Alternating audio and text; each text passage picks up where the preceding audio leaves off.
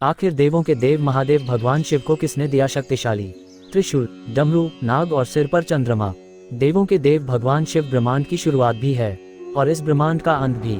लेकिन एक सवाल आपके मन में कभी ना कभी जरूर उठा होगा कि आखिर भगवान शिव जी को त्रिशूल, डमरू, नाग और सिर पर चंद्रमा कैसे प्राप्त हुआ। तो चलिए इसी विषय पर विस्तार से जानते हैं। चंद्रमा धारण करने की कथा। भोलेनाथ के सिर पर चंद्रमा धारण करने के बारे में शिव पुराण में कथा मिलती है। शिव पुराण अनुसार महाराज दक्ष ने अपनी 27 कन्याओं का विवाह चंद्रमा के साथ किया था, लेकिन चंद्रमा रोहिणी से अत्यधिक प्रेम करते थे। दक्ष की पुत्रियों ने इसकी शिकायत की। तब दक्ष ने चंद्रमा को क्षय रोग से ग्रसित होने का शाप दिया। इससे बचने के लिए चंद्रमा ने भगवान शिव की पूजा की। भोलेनाथ चंद्रमा के भक्ति भाव से प्रसन्न हुए और उनके प्राणों की रक्षा की। साथ ही चंद्रमा को अपने सिर पर धारण किया। लेकिन आज भी चंद्रमा के घटने बढ़ने कारण महाराज दक्ष का शाप ही माना जाता है। भगवान शिव जी के पास डमरू कैसे आया।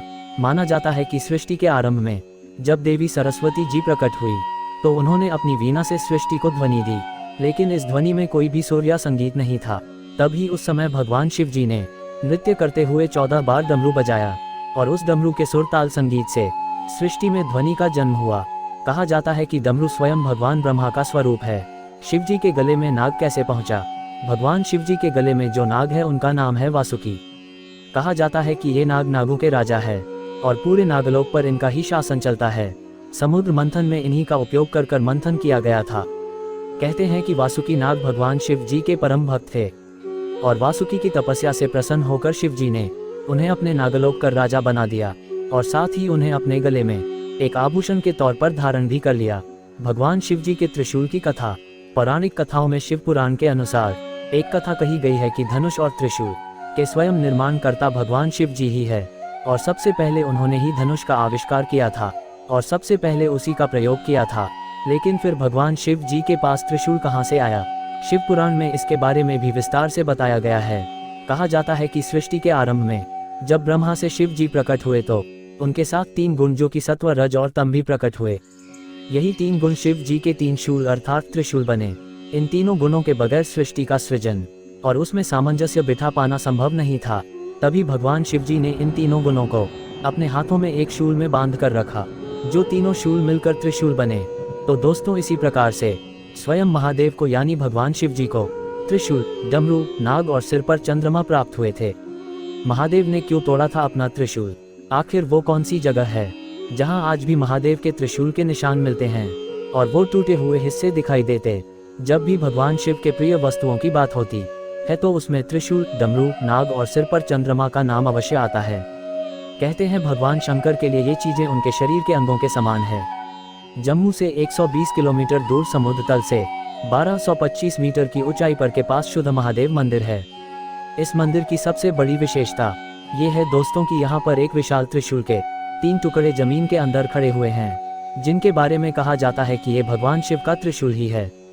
पौराणिक कथाओं के अनुसार एक दिन जब पार्वती माता इसी जगह पर पूजा करने आई थी, तभी सुधांत नामक एक राक्षस भी वहां पूजा करने आया, जो भगवान शिव का परम भक्त था। जब सुधांत ने माता पार्वती को वहां पूजन करते हुए देखा तो वो उनके समीप जाकर खड़ा हो गया। जैसे ही मां पार्वती ने पूजा समाप्त की, उसके बाद जैसे ही उन्होंने आंखें खोली तो उन्होंने अपने समक्ष एक राक्षस को खड़ा पाया और उन्हें देखकर वो घबरा गईं और जोर जोर से चिल्लाने लगी।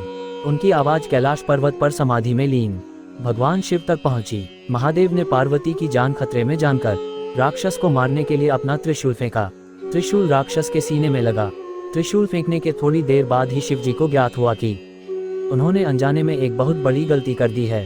अपने हाथों से उन्होंने अपने भक्त का वध कर दिया है। इसीलिए उन्होंने स्वयं वहां पर आकर पुनर्जीवन देने की पेशकश की, लेकिन राक्षस ने ये कहकर मना कर दिया कि वो अपने इष्ट देव के हाथों से मर के मोक्ष प्राप्त कर चुका है। भगवान शिव ने उसकी बात मान ली और उसे वरदान दिया कि ये जगह आज से तुम्हारे नाम से ही जानी जाएगी।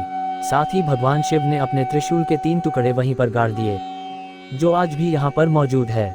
दोस्तों, ये सब कथाएं पौराणिक कथाओं पर आधारित है।